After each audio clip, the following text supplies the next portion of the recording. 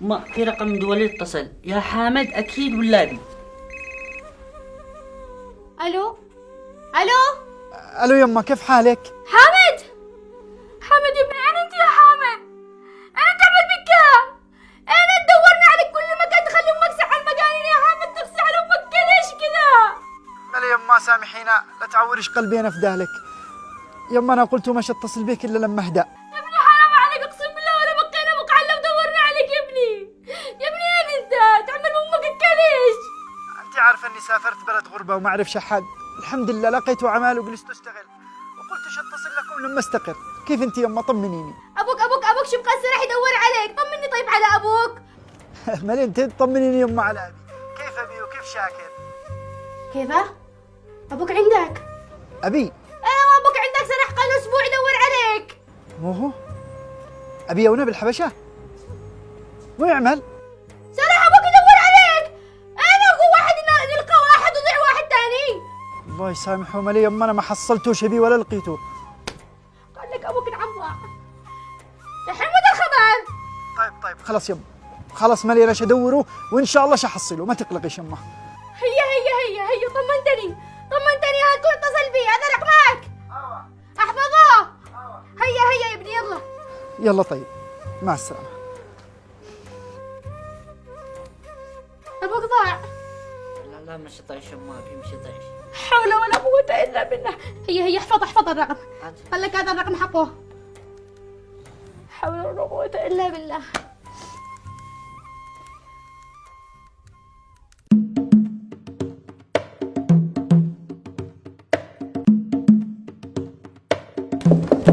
تفضل.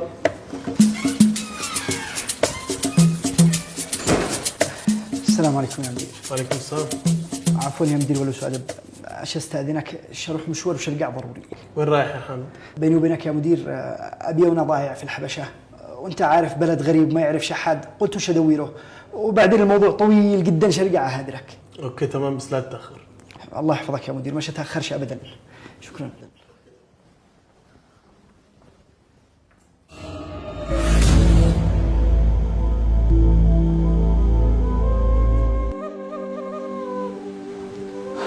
الله يرحمك يابا، مت وماتت مع قضية جدي قايد. ما ادري من قتله وليش قتله. إلا حامد اتصل الحمد لله. وقال هناك اشتغل في شركة.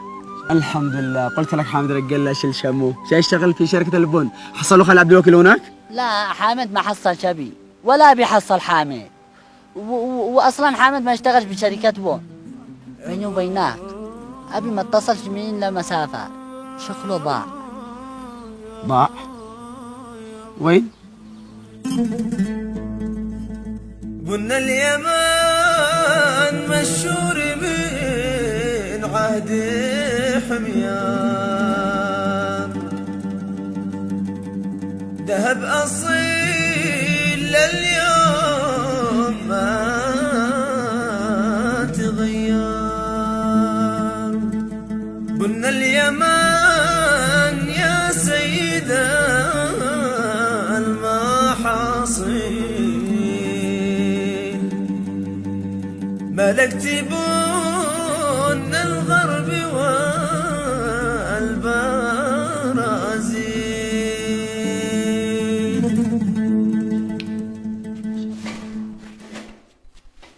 بس قليل يا حاج، يزعلك ايش نجلس نفهم واصل، شكلك ما تفهمش يا حاج.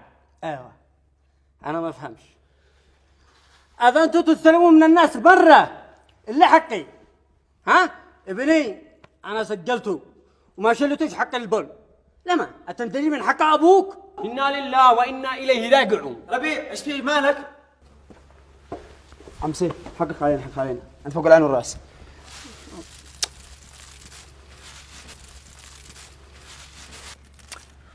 يا عم سيف الله يرضى عليك.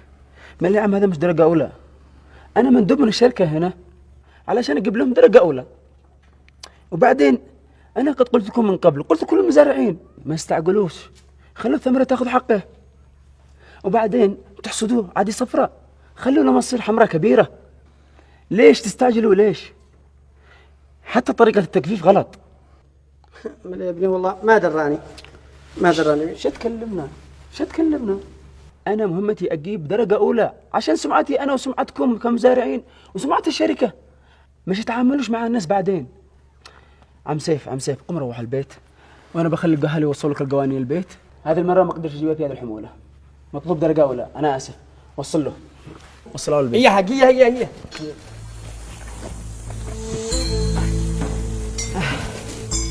إياها. السلام عليكم يا نشوى. دخلوا.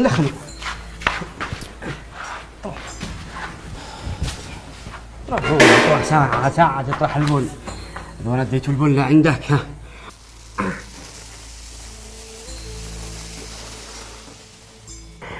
ها.